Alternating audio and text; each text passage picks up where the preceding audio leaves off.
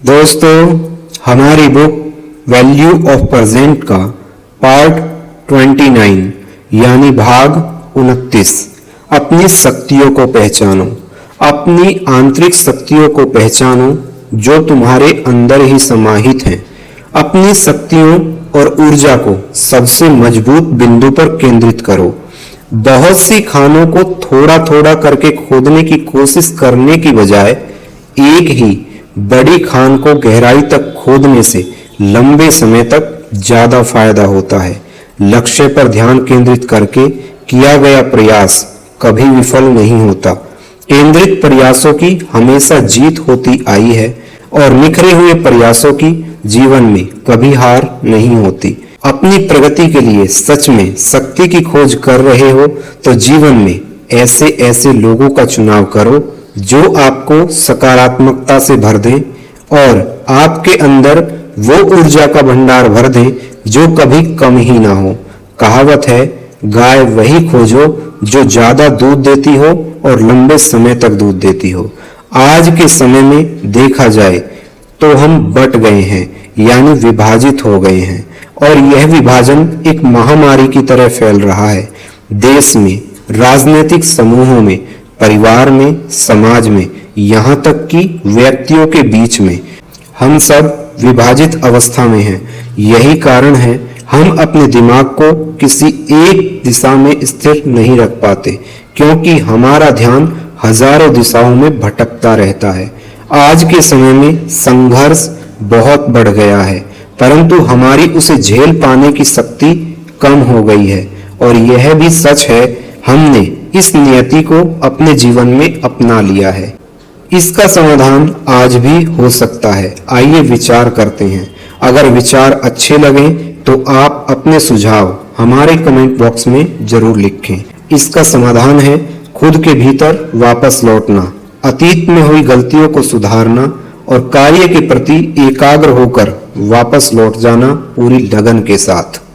भगवान श्री कृष्ण कहते हैं, अर्जुन जानता था कि अपनी शक्तियों को शत्रु के सबसे कमजोर हिस्से पर केंद्रित करना कितना महत्वपूर्ण है। यही युद्ध के मैदान में उसकी सफलता का सबसे बड़ा रहस्य था। उसकी इच्छा शक्ति और उसका मस्तिष्क भगवान श्री कृष्ण के समझाने के बाद दोनों ही इस अवधारणा के अनुरूप ढल गए थे।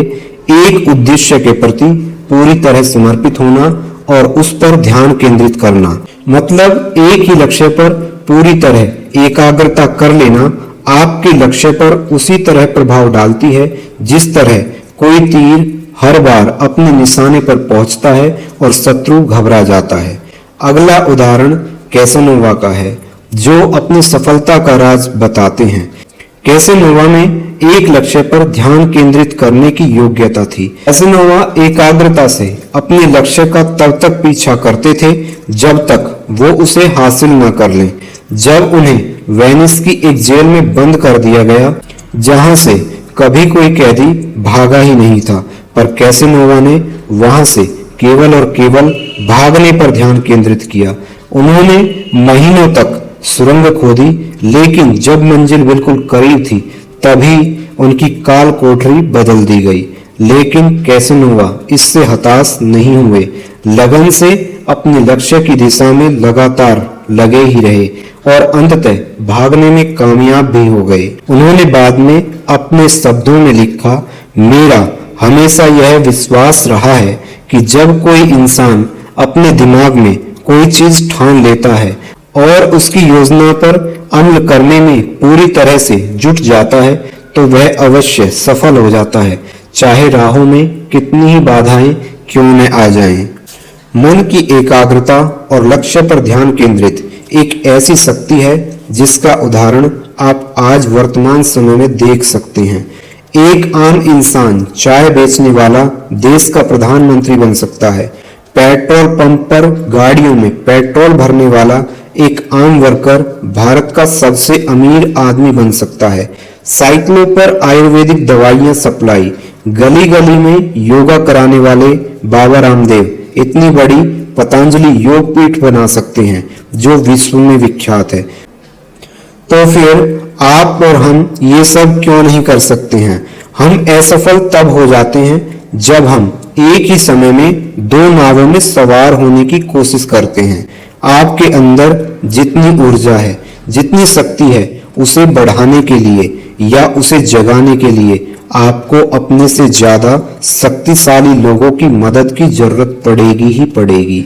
लाखों से संपर्क जोड़ने के बजाय अगर आप शक्ति के किसी एक अच्छे स्रोत से जुड़ जाएं, जो आपकी आंतरिक शक्ति को जगा दे, जो आपके आत्मविश्वास को जगा दे, तो वह शक्ति का स्रोत एकाग्रता के नियम से आपकी बहुत ऊर्जा बचाता है और आपका समय भी बचाता है और आप कम समय में ज्यादा शक्तिशाली बन जाते हैं।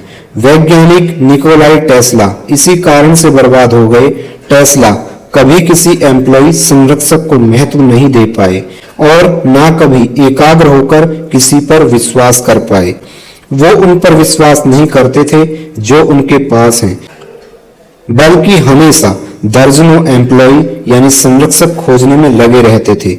अपनी जिंदगी के आखिरी दौर में उन्हें अपनी गलती का एहसास हुआ और उन्होंने माना एक संरक्षक आपकी वफादारी की सराहना करता है और आपकी सेवाओं पर निर्भर होता है, यानी कि एम्प्लॉय को जितना महत्व दिया जाए वह उतनी ही महत्वाकांक्षा के साथ काम भी करता है।